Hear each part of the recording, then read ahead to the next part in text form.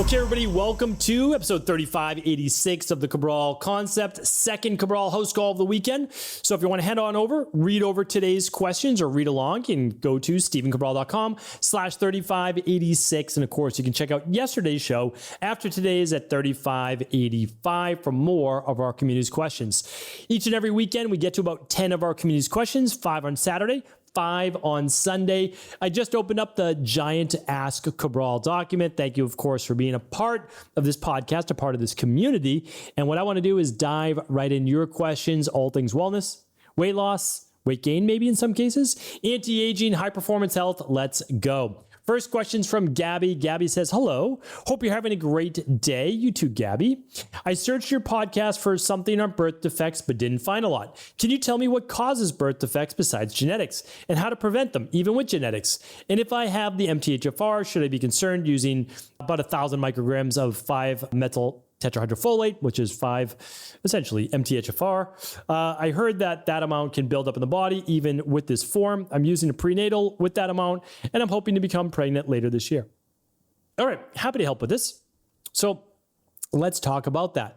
So the main reasons for birth defects are certain medications people are taking. We almost never think about that, but check your medications to make sure that that is not going to cause potential birth defects, right? So start to look at that now. The second is environmental toxicities. This is why I'm such a huge advocate. Check out my show on how to have a how to have a happy and healthy pregnancy. And so that one you're going to work on, ideally running your big 5 now. And whenever you find cleaning up the gut, getting rid of the heavy metals, getting rid of the parasites, reducing the mold in your body, all of those things, because you have time, right? So like at stephencabral.com/big and the number 5, you'll see the big 5. That's what I recommend doing. If you don't want to run the labs, well, maybe begin with the heavy metal detox, and then after that, do your parasite, or vice versa. All right. So then after that, we talked about medications. We talked about environmental toxicities. Also, diet-based. Too much caffeine, too much alcohol, or any alcohol really, right? During pregnancy, really important. And then also, a lot of these artificial flavors and sweeteners can be really dangerous for the nervous system. Too high omega-6s, too little omega-3s, and then also nutrient deficiencies like you spoke about as well. So nutrient deficiencies would be, like you just spoke about, B9, which is folate, right? So is 1,000 micrograms too much? Not in my opinion, because the minimum amount is supposed to be 800 micrograms. How much do we use for the women in our practice? About 900 to 1,200 micrograms while pregnant and even nursing and looking to get pregnant. So it's like 3 months before trying to conceive, during pregnancy, and then postnatal as well. So that's what we do. And so it's pretty simple. We use the daily nutritional support shake every day, plus 500 micrograms of methylfolate, plus 2 grams of omega-3s, plus vitamin D3, and a good probiotic, the daily probiotic support. That's what we do, and get great results with that. And that kind of fills in all your nutritional gaps. Eat, of course, a good anti-inflammatory diet, move the body, begin to exercise before you get pregnant, continue that, not too intense, but continue that, follow any contraindications, don't smoke, don't drink, don't do drugs, all of those things. So hopefully that was helpful. All right, Derek is up next. Hi there, my dad is on dialysis and needs to have a kidney transplant. I would love him to see a functional medicine doctor, but at 71, the approach feels completely foreign. Please, can you help with diet, supplement recommendations, foundational support for him? The small tips that could provide a big impact would be appreciated. All right, happy to help. So I did a couple of shows on kidney disease. I would definitely check those out. Literally, just go to stephencabral.com/podcasts, type in kidney, and you'll be able to see a bunch of shows on that. I would check those out because I don't want to start recommending supplements and all of that when your dad is on dialysis, because it's difficult right now to use supplements because kidneys have to process nutritional supplements, right? So he would have to work with his doctor. But we could start to run something like the Big 5 labs, or even just the starter kit, right? Something like that, or even just the omega-6 to omega-3 inflammation. So like that's how we get started in our practice. And also maybe read the book, The Rain Barrel Effect. It's now free. You can just go to stephencabral.com/free book. My goal is to give it away, right? You just pay shipping. We pay to print the book. It's like a 50-50, $7 or so to print, $7 or so to ship. That's it. And my goal is to get the whole world to read that, because then it starts to make sense. It's not as foreign. So that's really the first spot. And then again, any nutritional supplements have to be approved by his nephrologist as well. But there's a lot of great things you can do, like vitamin B3, niacin, sodium bicarbonate. Like there's a product that I've talked about before called Kidney Restore that can be really helpful. Check it out. Check out the podcast. They're all free. The book is now free. Start with free. All right. And again, wishing you all the best, Derek, to you and your dad. Dana's up next. Dana says, hi, Dr. Cabral. I listened to your review of the Neuropod. I was wondering if you measured the EMFs and what they were like. Thank you, Dana. Dana, great question. Always happy to answer this. I actually look at EMFs using my trimeter for all of that. And if you've never heard of the trimeter, just go to stevecabral.com/resources. You can literally just type in TRI, and you'll be able to find it. It'll bump up to it. So this is one of the reasons why I use the Neuropod myself. It clips onto your ear. So of course you have to be careful, right? Because anything in your ear canal, like an earpod, can be quite dangerous because of the magnetic frequency and the magnetic base radiation and the electromagnetic frequencies, and then the beaming from one earpod through your brain to the other. I have a whole podcast on it. You can find it at stevecabral.com/podcast. Just type in earpod and you'll be able to find it. So here's the nice thing about the Neuropod. And if you've never heard about the Neuropod, let me see if I can find it for you real quick on a Friday review. There it is, episode 3549. I use this basically almost every night before bed. The only reason I don't is if I just get into bed to fall, like right away, fall asleep and don't read.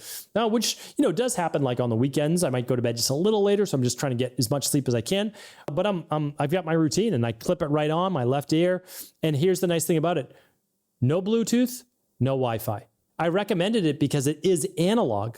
It has a power button with a literal battery inside of it that you can replace. So lithium battery, so it lasts forever. So, okay, literally I press the power button and then it's an up or down volume just to get a little stimulation on the ear. And that helps calm the sympathetic nervous system. So it puts me in the parasympathetic because I'm always looking to calm cortisol levels, It's again, the irony, right? Like I had Addisons disease and couldn't produce cortisol. Now I'm someone that is high energy. And so this really calms me down. It's amazing. So there's literally no Wi-Fi, no Bluetooth, no EMFs where it's connected to your ear. Put it beside you. It's amazing. So there's like no EMFs for this. Yeah, it's the opposite of that. So I have a very analog bedroom.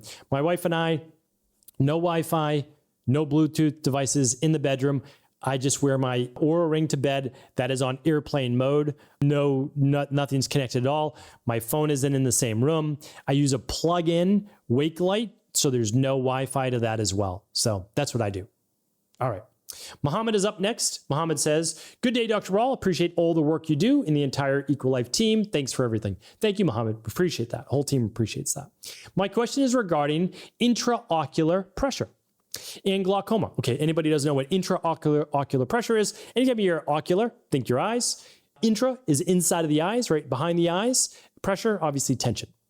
Laser eye surgery due to drainage was mentioned. However, it seems like it's more for preventative purposes. However, the alternative mentioned was a 20 to 30% risk of developing acute glaucoma. Her intraocular pressure is normal for now. No other alternatives were suggested. I feel like they are jumping to laser eye surgery with a risk. Thoughts?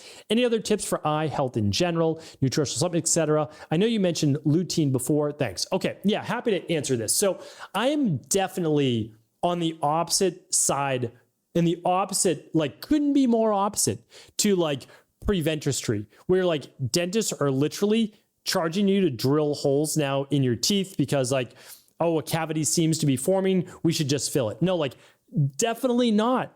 Definitely not. Work to remineralize that. Work on oil pulling. Use the hydroxyapatite. Use the things that can help remineralize the teeth. To me, you can't take back surgery in your mouth or your body as well. So I am anti-surgery unless absolutely needed. I have 2 torn labrums in my shoulder. One over 70% torn in the left shoulder. Disaster. Took me 8 months to fix without surgery, but it was worth it.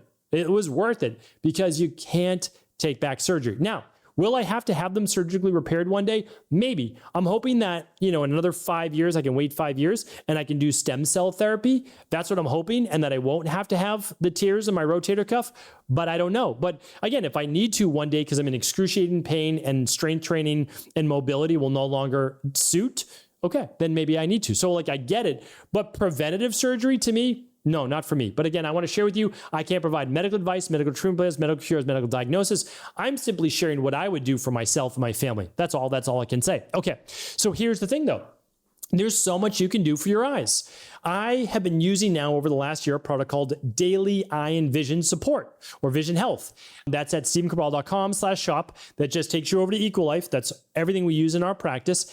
And it has lutein, it has zeaxanthin, it has bilberry, and it has clinically proven high antioxidant nutrients, carotenoids that help with the delicate capillaries in the vision.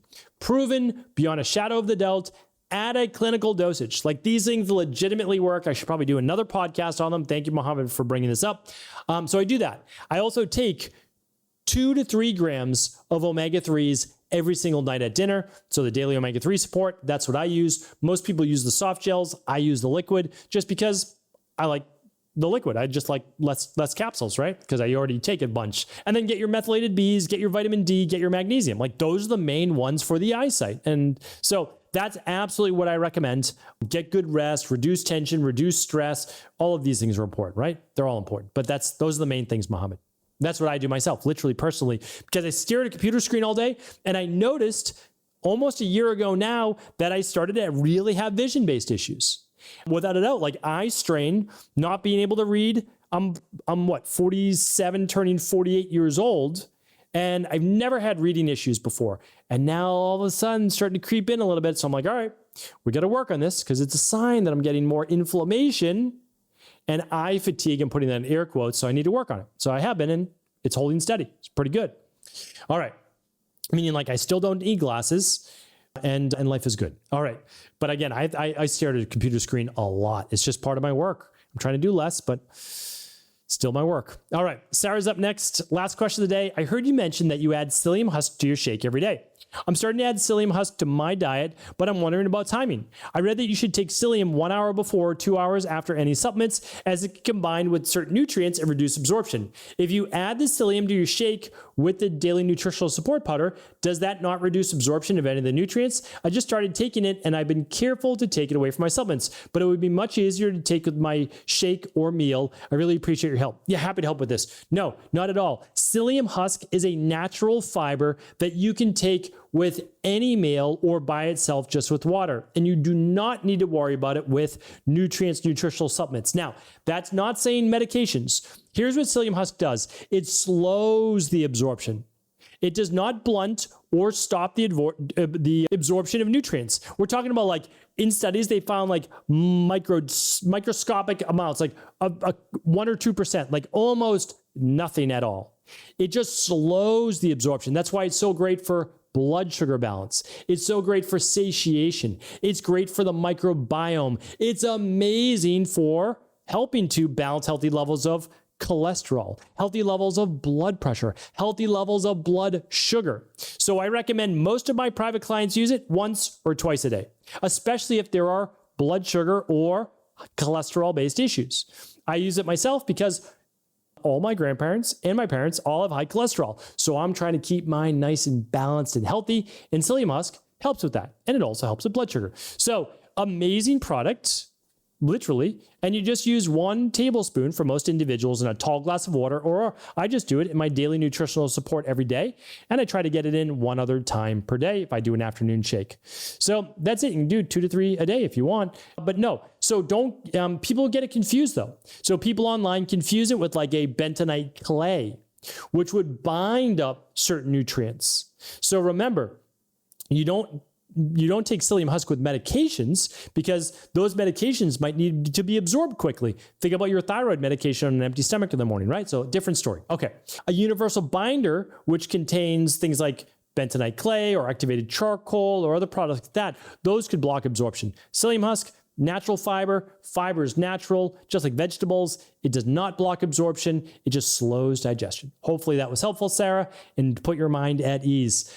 And again, the organic psyllium husk, mold free, you can find it at stephencabral.com/shop. That's the exact one I use in the daily nutritional support with my advanced collagen support every single day. But again, you do what works best for you and your family. I just try to share what works for myself and everyone in our private practice as well, and hundreds of thousands of people who use these products each year as well. All right, everybody, have an amazing rest of your day and weekend. I'll be back tomorrow with a brand new Mindset and Motivation Monday. Don't miss it. All right, take care.